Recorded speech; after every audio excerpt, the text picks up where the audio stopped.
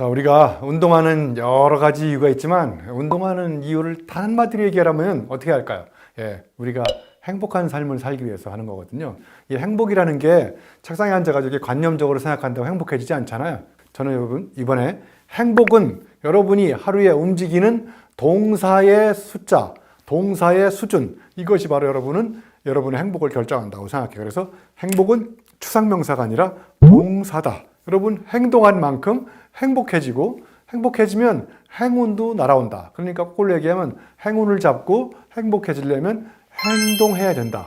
행동하려는데 몸이 안 움직이면 여러분은 행복해질 수 없다. 이런 이야기를 같이 나눠볼까 합니다. 자, 그러면 내가 얼마나 행복한 삶을 사는지 알아볼 수 있는 가장 간단한 방법은요, 여러분이 아침에 일어나서 저녁에 주무실 때까지 내가 하루 동안 입 밖으로 냈던 감탄사 개수가 여러분의 행복 지수라고 저는 생각해요. 자, 예를 들면 오늘 유영만 교수 강의 듣고 야, 유영만 교수 강의 죽인다 이렇게 감탄사를 연발하세요. 그러면 여러분 감탄사를 연발한 개수만큼 여러분은 행복해집니다. 그리고 점심 먹고 낮에 카페에 앉아가지고 아메리카노 커피를 마셨는데 그 커피 맛이 내 입맛에 혀를 자극하면서 행복감을 주는 거예요. 그러니까 행복은 머리로 생각하는 게 아니라 온몸의 감각을 열어놓고 오감이 그 바깥에서 주는 자극에 반응할 때 우리의 행복은 열린다고 생각해요. 그러니까 행복도 철저하게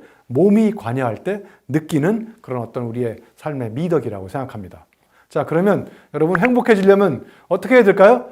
행복해지려면 우리가 쓰는 모든 추상명사를 다 동사로 바꾸시면 돼요. 자, 행복해지려면 어떻게 해야 된다고요? 여러분 동사를 바꾸세요. 행복해지려면 나가서 움직이시고 누군가를 사랑이라는 것도 추상명사잖아요. 그냥 사랑, 관념적으로 생각하지 마시고 내가 사랑하는 사람을 위해서 전화를 한 통화 한다든지 맛있는 걸 갖고서 서로 만난다든지 모든 게 다 동사입니다. 그냥 열정적으로 이게 아니라 내 일에 몰입하면서 어제와 다른 방법으로 행동해보고 이런 게 다 우리의 행복을 불러오는 추상명사의 행위동사화라고 저는 생각합니다. 그래서 여러분의 모든 추상명사를 동사로 바꾸면 그 동사를 바꾸려면 어떻게 해요? 움직여야 되잖아요. 그죠? 움직이니까 가만히 앉아서 생각했던 걱정거리들도 점점 해소가 되고 갑자기 생각지도 못했던 그런 방법들이 내가 행동하면서 떠오르게 되고 그래서 세상을 바라보는 프레임도 전면적으로 바꾸기 시작하는 거예요. 자, 여러분 행복은 언제 느끼냐? 내 몸으로 느낄 수 있을 때만 행복인 거예요. 여러분 한번 봐보세요. 자, 이 손가락에 여러분 잘못하다가 못을 박다가 손가락을 망치로 때렸을 때 여기 손가락이 굉장히 아프지 않습니까? 그러니까 내 감각이 살아있을 때 그걸 느낄 수 있을 때만 내 몸인 거예요. 그리고 그때 그 몸이 바로 긍정적으로 느낄 때 행복이 오는 거거든요. 그런데 평상시에는 손가락이 있는지 없는지 별로 느끼지 못하다가 여기가 아프거나 어떤 강렬한 어떤 감동이 심장으로 왔을 때 그때 비로소 내 몸이 육체적으로 신체적으로 살아있구나를 느낄 수 있는 거예요. 그러니까 몸으로 느낄 수 없는 느끼지 않는 이런 것들은 관념의 산물이라고 저는 생각합니다. 그래서 나에게 정말 소중한 거 한번 생각해 보세요. 내 신체가 존재하는 동안 신체가 거기서 어떤 장면과 더불어서 관여됐을 때 그때 신체가 가장 행복함을 느끼는 거예요. 거꾸로 얘기하면 모든 행복감을 느낄 때는 반드시 거기에 뭐가 관여되느냐? 내 몸이 관여됩니다. 그러니까 여러분 몸이 건강하지 않으면 행복도 느낄 수 없는 거라고 저는 생각을 합니다.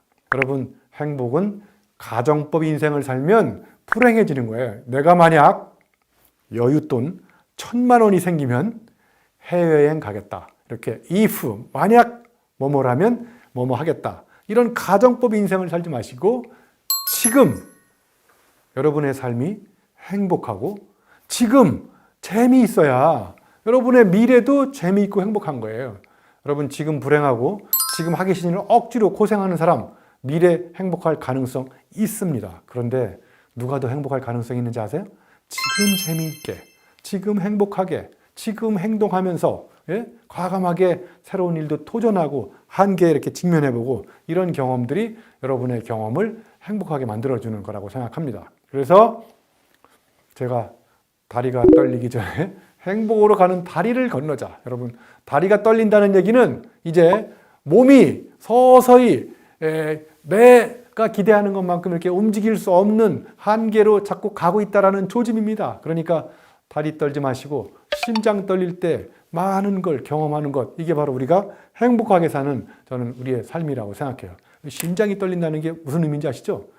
몸이 끌리는 일을 할 때 심장이 떨립니다. 근데 몸이 끌리지 않고 조금 어렵고 힘들고 하기 싫은 일일 때 이때 다리가 떨리는 거거든요. 그래서 여러분, 심장 떨리는 인생을 사는 것, 저는 이게 바로 행복한 인생을 사는 거라고 생각합니다.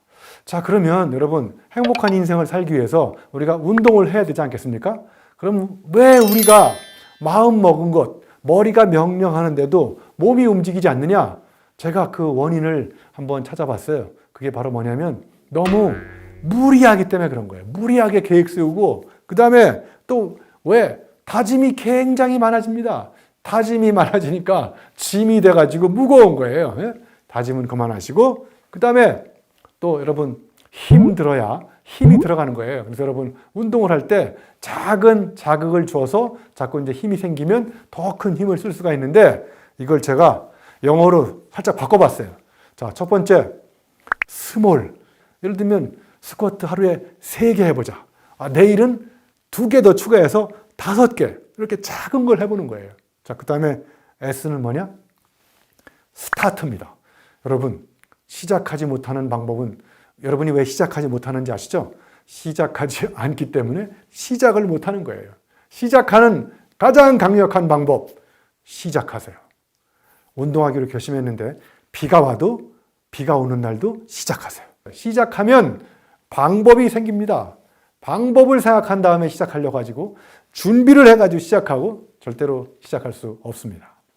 자, 그 다음에 마지막에 S는 뭐냐면, 자, 작은 걸 시작하면 서서히 몸에 이제까지 내가 느끼지 못했던 자극들이 오기 시작합니다. 스티뮬러스가 오거든요. 그러니까 이 스몰, 스타트, 스티뮬러스, 이 3가지 S를 하시면 여러분의 몸은 S라인을 능가하기 시작합니다.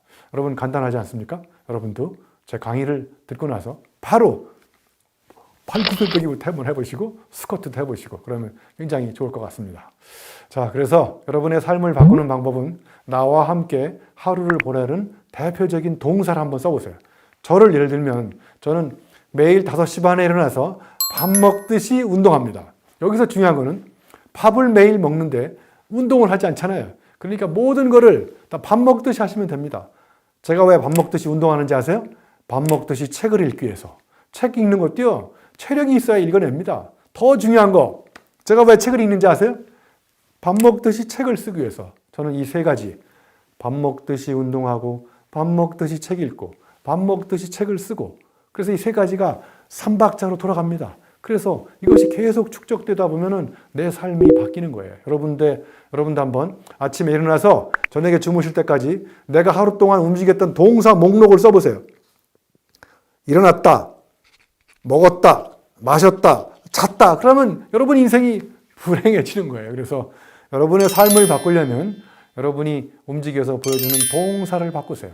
이 동사를 바꾸면 여러분, 언어 유희 같긴 하지만 겨울에 동사 당하지 않고 정말 이 사회를 이끌어가는 유명한 명사가 될 수 있습니다. 이 품사 중에 동사, 명사의 명사가 아니라 사회적으로 경지에 이른 사람들을 우리가 명사라고 하지 않습니까? 그 명사들은 이전과 다른 움직임을 보여주면서 끊임없이 동작을 하고 작품을 만든 이 동사들의 저는 합작품이라고 생각합니다.